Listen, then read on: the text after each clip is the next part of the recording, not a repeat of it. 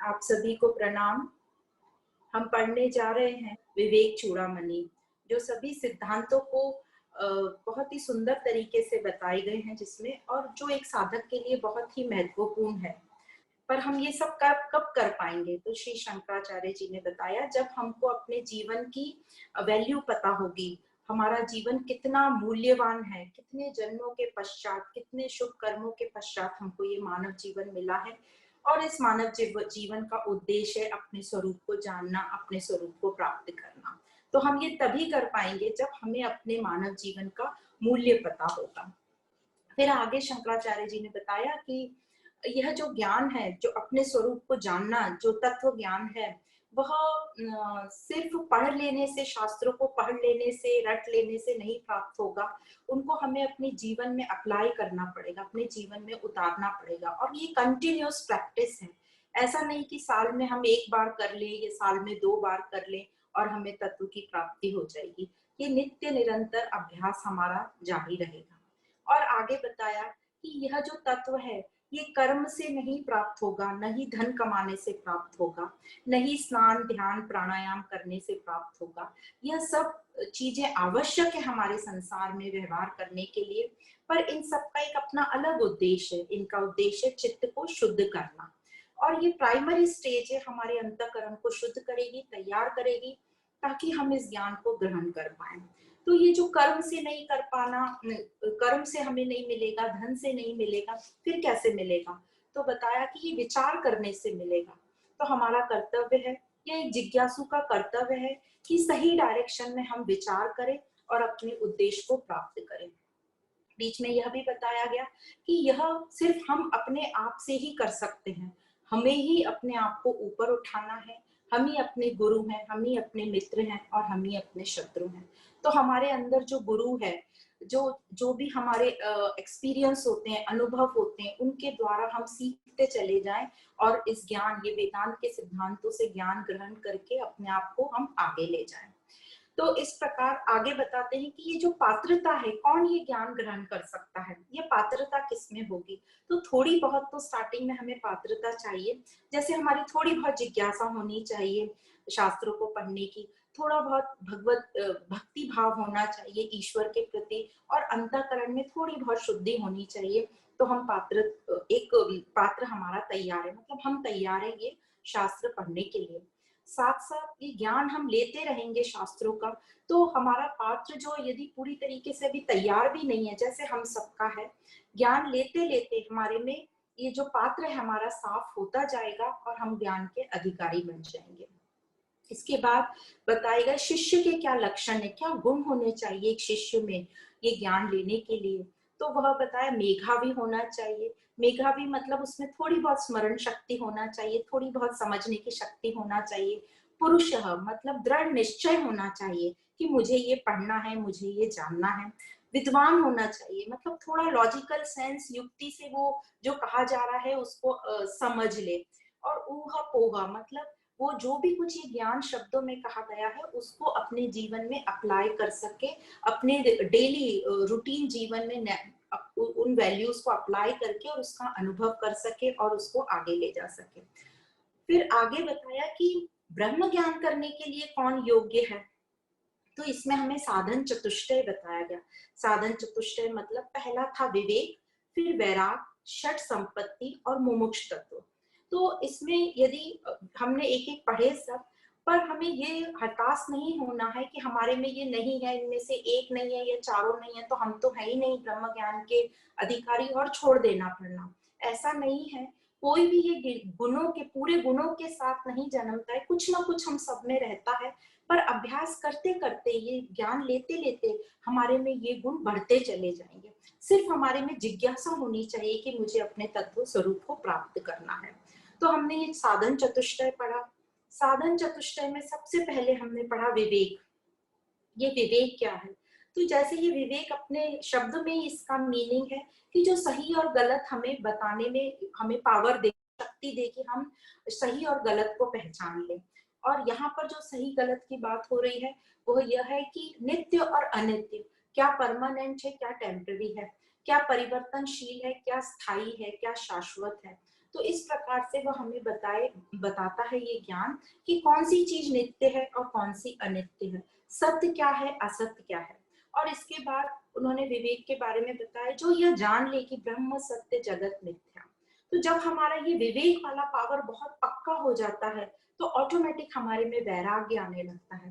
वैराग्य मतलब जो चीज अनित्य है, जो चीज मेरे लिए जरूरी नहीं है, उनका अपने आप छुट जाना, मतलब एक तरीके से बोलो त्याग हो जाना। तो त्याग जो ये हम कर रहे हैं, ये सही का त्याग है ही नहीं, ये हमारा एक फ्यूचर इन्वेस्टमेंट है जो हमें हमारे जो उद्देश्य है हमारा ज्ञान प्राप्ति का, तत्व स्वरूप जानने का, उसमें ये काम आएगा।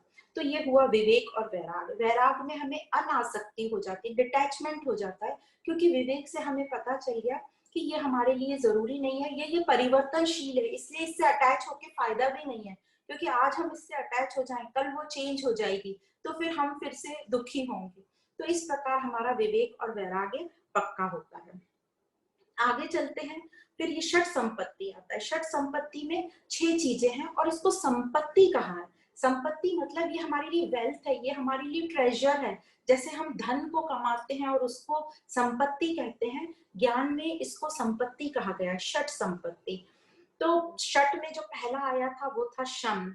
शम मतलब अपने मन को एकाग्रचित करना, अपने मन को कंट्रोल करना। तो हमने देखा कैसे कैसे हम अपने मन को कंट्रोल कर सकते हैं और फोकस कर सकते हैं, एकाग्रचित कर सकते हैं।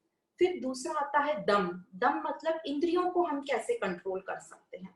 तो दम जब बहुत पावरफुल हो जाता है, शम अपने आप पावरफुल होने लगता है। तीसरा था उपरामता। उपरामता मतलब मन को पूरी तरह से विषय विचारों से फ्री करना, क्योंकि हमने शम और दम कर लिया पर अभी भी इतने वर्षों की हमें आसक्ति है, हमारे पुराने विचार हमको हॉन्ट करते रहेंगे, तंग करते रहेंगे, तो उनको पूरी तरह हम विषय विचारों से फ्री कर दें, तो वो हो गई उपरामता की स्थिति। फिर आता है तितीक्षा।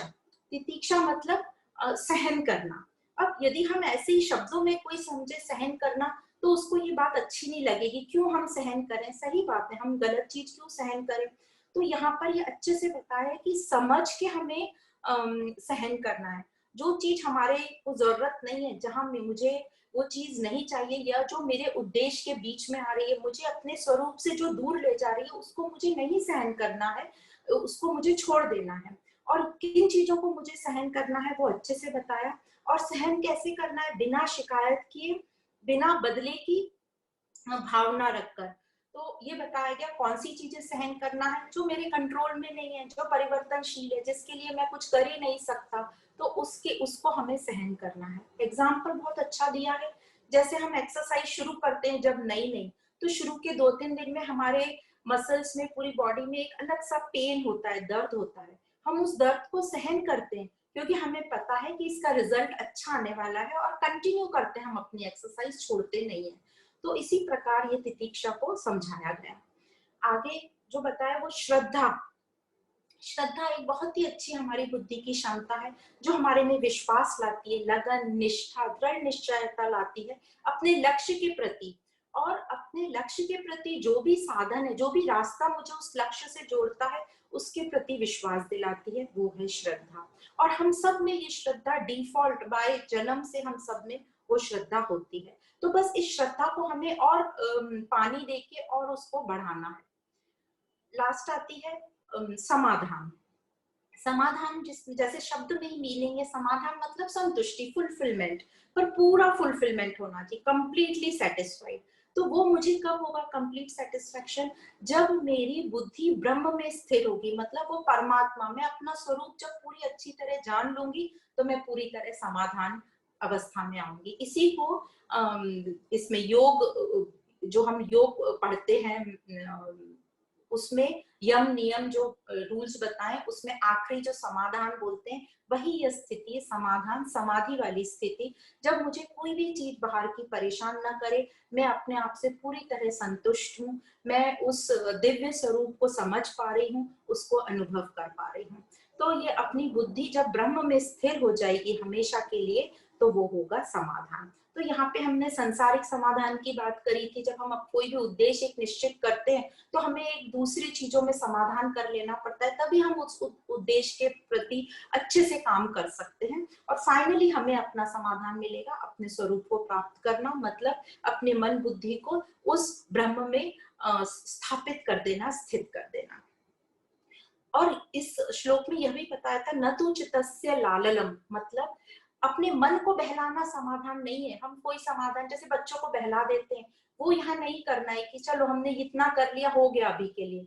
वो टेम्पररी समाधान की यहाँ बात नहीं कर रही है कि चित्त कर रहे हैं कि चित्त को जस्ट थोड़ा सा बहला दिया और समाधान प्राप्त कर लिया। ये बात कर रहे हैं परमानेंट, स्थायी समाधान की, जब हमारी बुद्धि ब्रह्म में लीन होगी। तो ये हुआ समाधान। इसके बाद हमने पढ़ा था, ये हो गए षट संपत्ति। अब जो चौथा साधन चतुष्टय का आता है वो है मुमुक्ष तत्व। मुमुक्ष तत्व मतलब अपने स्वरूप को प्राप्त करने की तीव्र इच्छा, मतलब अपने आप को स्वतंत्र होने की इच्छा। तो स्वतंत्र किससे होना है हमें? हमारे को जो बंधन लग रहा है, तो ये बंधन क्या है? सबसे पहले तो हमें बंधन ही समझना है कि हमारे बंधन क्या है। कई लोग, कई बार हम कोई बंधन समझता ही नहीं, हमको लगता है क्यों ये ज्ञान पढ़ना है, सब तो लाइफ अच्छी चल रही है, ये दुख सुख तो आते रहेंगे। पर फिर फाइनली जब कभी उनको बहुत कुछ ऐसा लगता है कि रोज रोज ये दुख सुख आ रहे हैं, इससे बाहर निकलना है, फिर उनको धीरे धीरे बंधन समझता है। तो ये बंधन क्या है? तो ये बंधन है मेरे मन का बंधन, जो मन में गलत धारणाएं हैं, मन जो मेरे कंट्रोल में नहीं है, मन जो मुझे चला रहा है। हालांकि मैं खुद दिव्य स्वरूप हूँ, पर मन मुझे चला रहा है, मैं मन की गुलाम बनी हुई हूँ। तो इस मन से, मन की गलत धारणाओं से मुझे स्वतंत्र होना है। अब ये क्यों चला रहा है मन? ये मन इसलिए चला रहे हैं क्योंकि ये मन को ज्ञान ही नहीं है। मन जो है दूषित हुआ पड़ा है। इस मन को हमें दिव्य स्वरूप बनाना है, इसी मन को हमें सुमन बनाना है। तो ये अज्ञान क्या है? ये अज्ञान ये है कि मुझे ठीक तरीके से सत्य स्वरूप का ज्ञान ही नहीं है। तो हमें कल्पना हो रही है, जो भ्रांतियां हो रही हैं, उनके ऊपर हम चल रहे हैं और उन्हीं से हम आसक्त हुए बैठे हैं। क्योंकि ये जो भ्रांतियां हैं ये तो चेंजेबल है और ये है ही नहीं, हमारे मन की कल्पनाएं हैं। तो हम उनसे आसक्त हो गए हैं और उनसे हमें खुशी मिल नहीं सकती, क्योंकि वो भ्रांति है, वो सत्य है ही नहीं। तो हम दुखी होते जा रहे हैं। तो जिस प्रकार हमने वो रस्सी और सर्प के एग्जाम्पल से समझा था कि अंधेरे में रस्सी को हमने सर्प समझ लिया।